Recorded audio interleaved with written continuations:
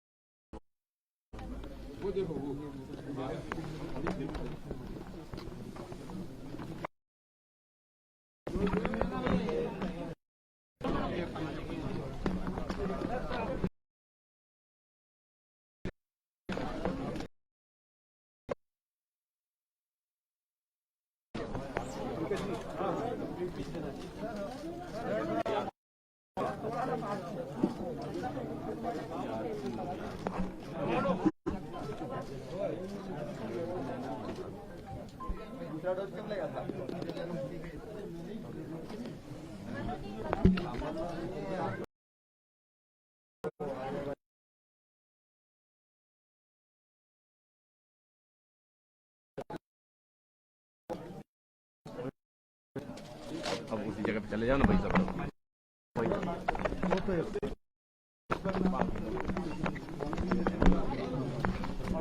Live है। जल्दी जाओ जल्दी जाओ निकल जाओ।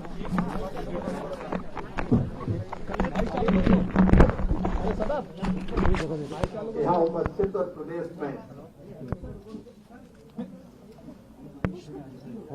मुझे सुंदर प्रिय बहनों और भाइयों,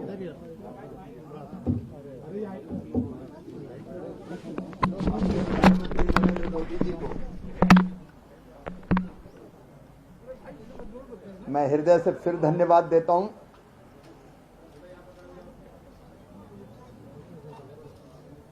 आज हमारे 60 से ज्यादा उम्र वाले हमारे वो बुजुर्गवार भाई बहन जो कोमोर्बिड है, मतलब उनको और भी बीमारियां, डायबिटीज, ब्लड प्रेशर या इस तरह की और बीमारियां हैं, उनको आज से क्या प्रिकॉशन डोज शुरू हो रहा है। मुझे एक बात के लिए अपने प्रदेशवासियों को धन्यवाद देना है। मध्य प्रदेश कोविड के प्रहार को इसलिए झेल पा रहा है कि हमने वैक्सीनेशन का काम, टीकाकरण का काम बहुत अच्छा किया है। प्रदेशवासियों को मैं बधाई देता हूं, अपने प्रशासन को, डॉक्टर्स को, पैरामेडिकल स्टाफ को और टीकाकरण के काम में लगे हुए हर भाई और बहन को मैं धन्यवाद देता हूं कि हमारा फर्स्ट डोज, पहला डोज 96.16% लोगों को लग चुका है, 96.16%। अभी ऑलमोस्ट 100% इसलिए है कि 3-4% लोग तो हमारे प्रदेश में नहीं है, कोई बाहर काम के लिए गया है तो उनका वहां वैक्सीनेशन हो गया होगा। तो मैं ये मानता हूं लगभग पहला डोज हम लगभग अपवाद छोड़ के सभी पात्र बहनों भाइयों को लगा चुके हैं। मुझे ये कहते हुए भी गर्व है और मैं जनता को भी बहुत धन्यवाद देता हूं, स्वयंसेवी संगठनों को धन्यवाद देता हूं, हमारे प्रशासन को, फ्रंटलाइन वर्कर्स को, हेल्थ वर्कर्स को, कि हम दूसरा डोज भी 92% लगा चुके हैं। ये 92% इसलिए हुआ कि कुछ का जो समय पूरा होना चाहिए 28 दिन का, वो पूरा नहीं होता फर्स्ट डोज के बाद, तो उनको 28 दिन के बाद ही लगता है। उसको भी हम लगातार लगाते चले जा रहे हैं। और एक बात और मैं प्रसन्नता के साथ और आनंद के साथ कह रहा हूं कि हमारे बच्चों को जो वैक्सीनेशन शुरू हुआ 15 से लेकर 18 साल के बेटा बेटियों को, वो भी 46.38%, 40.38% बेटा बेटियों को लग चुका है। और हमारी कोशिश है कि 15 तारीख तक इसको भी हम खत्म कर दें। और उसका यह असर है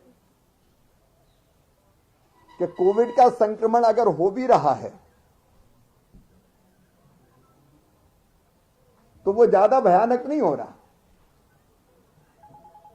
अस्पताल में भर्ती होने वालों की संख्या बहुत कम है। केस आ रहे हैं, आज भी 2317 केस पूरे प्रदेश में सभी जिलों में मिलाकर आए हैं। स्वाभाविक रूप से इंदौर में, भोपाल में, जबलपुर में, ग्वालियर में, उज्जैन में ज्यादा केस आते हैं। लेकिन एक संतोष का विषय यह है कि हमारे जो बिस्तर हैं अस्पताल के, वो अभी लगभग खाली हैं। जो अस्पताल में भर्ती हो रहे हैं उनका प्रतिशत बहुत कम है और उनमें भी ऑक्सीजन बहुत कम को लग रही है। लेकिन ये अगर हो रहा है तो इसलिए हो रहा है कि हमने वैक्सीनेशन का काम बहुत अच्छा किया है। आज एक और प्रसन्नता का विषय है, हमारे फ्रंटलाइन वर्कर, जिसमें डॉक्टर, पैरामेडिकल स्टाफ, पुलिस के मित्र और अन्य ऐसे हमारे कर्मचारी साथी सम्मिलित हैं जो फ्रंट पे रह के कोरोना से लड़ाई लड़ते हैं। उनके लिए भी ये प्रिकॉशन डोज लगना प्रारंभ हो रहा है। मित्रों, ये कोविड से हमारा युद्ध है जो जनता के, स्वयंसेवी संगठनों के, धर्मगुरुओं के, जनप्रतिनिधियों के और प्रशासन और हमारे कर्मचारियों के सहयोग से हम लड़ रहे हैं। जागरूकता पैदा करने में मीडिया की भी बहुत अहम भूमिका है। इसलिए मेरी अपील है मेरे उन बेटा बेटियों से भी कि जिन्होंने अब तक टीका नहीं लगवाया वो टीका लगवाएं, 15 से लेकर 18 साल के, और जिनको 60 साल से ज्यादा जिनकी उम्र है और वो विभिन्न प्रकार की बीमारियां हैं, उसके लिए कोई सर्टिफिकेट लाने की आपको जरूरत नहीं है। आप कुछ बीमारियों से अगर पहले से पीड़ित हैं, पीड़ित का मतलब ये नहीं होता कि आप बिस्तर पे ही हो। अब डायबिटीज जैसी बीमारियां कई को होती है, कई तरह की ऐसी बीमारियां होती, तो वो भी टीकाकरण जरूर करवा लें। कोविड के खिलाफ ये युद्ध हमें जीतना है, जनता के सहयोग से जीतना है। और इसलिए एक जो रह गए हैं और जो अभी पात्र हैं प्रिकॉशन डोज के लिए, वो भी डोज लगवा लें। और दूसरा, मास्क लगा के रखें, भीड़ भाड़ से यथासंभव बचें। अभी हमने स्कूल 50% क्षमता पर चलाने का फैसला किया है। आज मेरी बैठक है, हम एक बार फिर पूरे जिलों को आज मैं जोड़ रहा हूं 3:30 बजे, फिर एक बार पूरी परिस्थिति का विश्लेषण हम करेंगे। नाइट कर्फ्यू हमने लगाया है, बड़े मेलों पे हमने प्रतिबंध लगाया है, लेकिन सामान्य आर्थिक गतिविधियां हमने नहीं रोकी है, क्योंकि मैं जानता हूं और आप भी मानते हैं कि गरीब की रोजी रोटी नहीं छीनना चाहिए। बिजनेस व्यापार चलते रहना चाहिए, अर्थव्यवस्था ठप नहीं होना चाहिए, लेकिन उसके साथ साथ हमको सचेत रहना चाहिए, सजग रहना चाहिए। और इसलिए मेरा सबसे पहला काम सवेरे कोविड की समीक्षा करना होता है। पहले मैं खुद समझता हूं, आज भी हम सारे जिलों से जुड़ रहे हैं तो फिर परिस्थिति एक बार देखेंगे। लेकिन मुझे विश्वास है कि हमने ढंग से टीकाकरण का काम किया है। ये सावधानी, मास्क की, भीड़ भाड़ की अनावश्यक, वो अगर रोक के रखी, डिस्टेंस हमने ठीक से बना के रखा, तो हम, तीसरी लहर तो आ गई है लेकिन उसकी भयानकता को हम रोक पाने में सफल हो पाएंगे। और इस समय यही सबसे बड़ा लक्ष्य है, कोविड को हराना। जिंदगी जीते, इंसान जीते और इस महामारी पर हम विजय पाएं, इसमें आप सबका सहयोग जरूरी है।